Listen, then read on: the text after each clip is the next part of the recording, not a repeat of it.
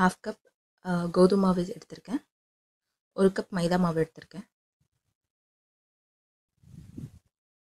கொஞ்சமாக சால்ட் சேர்த்துக்கோங்க. 2 spoon oil சேர்த்துட்டு ஃபர்ஸ்ட் அதை நல்லா மிக்ஸ் பண்ணிடுங்க. அதுக்கப்புறம் கொஞ்சம் கொஞ்சமாக தண்ணி ஊற்றி நீங்கள் மிக்ஸ் பண்ண ஆரம்பிங்க.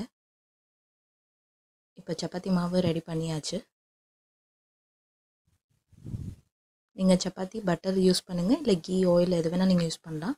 யூஸ் பண்ணி சப்பாத்தி ரெடி பண்ணி வச்சுக்கோங்க.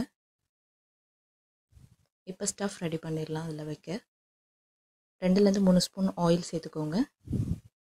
கொஞ்சமாக சீரகம்,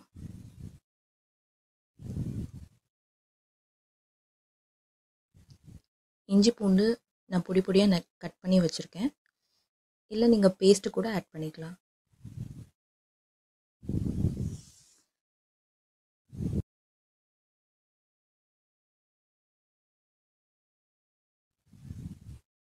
ஒரு வெங்காயம் சேர்த்துருக்கேன்.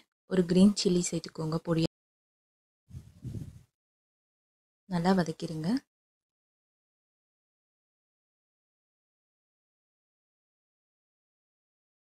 இப்போது ஒரு தக்காளி சேர்த்துக்கோங்க.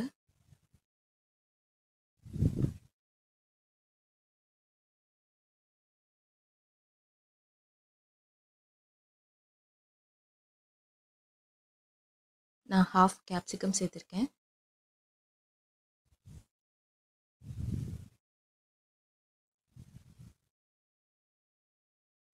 பீன்ஸ் சேர்த்துக்கோங்க உங்களுக்கு வேணுங்கிற அளவுக்கு. நான் இதில் பீன்ஸ், கேப்சிகம் எல்லாம் ஆட் பண்ணியிருக்கேன். கேரட் கூட நீங்கள் ஆட் பண்ணலாம்.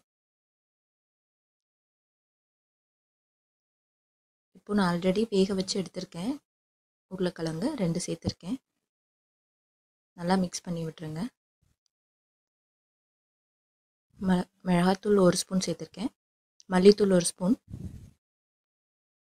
கரம் மசாலா 1/2 ஸ்பூன் சேர்த்துக்கோங்க. சீரகத்தூள் 1/2 ஸ்பூன், கொஞ்சமாக சால்ட் சேர்த்துட்டு நல்லா மிக்ஸ் பண்ணிடுங்க. அதோட ரா ஸ்மெல் போகிற வரை. உங்களுக்கு ரொம்ப ட்ரை ஆகிற மாதிரி இருந்தால் ஆயில் சேர்த்து மிக்ஸ் பண்ணிடுங்க. நீங்கள் வெஜிடபிள்ஸ் எதுவும் சேர்க்காமல் ப்ளைனாக கூட செய்யலாம். சப்பாத்தியில் நான் ஆல்ரெடி பட்டர் சேர்த்து அதை சப்பாத்தி போட்டு வச்சுருக்கேன். அந்த சப்பாத்தியில் நீங்கள் டொமேட்டோ சாஸ் ஃபுல்லாக அப்ளை பண்ணிடுங்க. அப்ளை பண்ணிவிட்டு நீங்கள் வெங்காயம் பொடியாக கட் பண்ணது அதில் லைட்டாக வைங்க. நீங்கள் வேணும்னா நீங்கள் வைக்கலாம், இல்லைன்னா ஸ்கிப் பண்ணிடுங்க. நம்ம பண்ணி வச்ச ஸ்டஃப் அதை உள்ளே வச்சுருக்கேன்.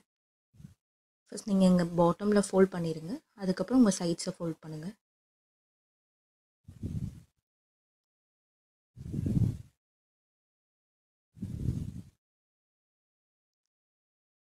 ப்ளைனாக கூட பண்ணலாம். நீங்கள் எந்த வெஜிடபிள்ஸ் போடாமல் வெங்காயம் தக்காளி கூட இல்லாமல் நீங்கள் செய்யலாம்.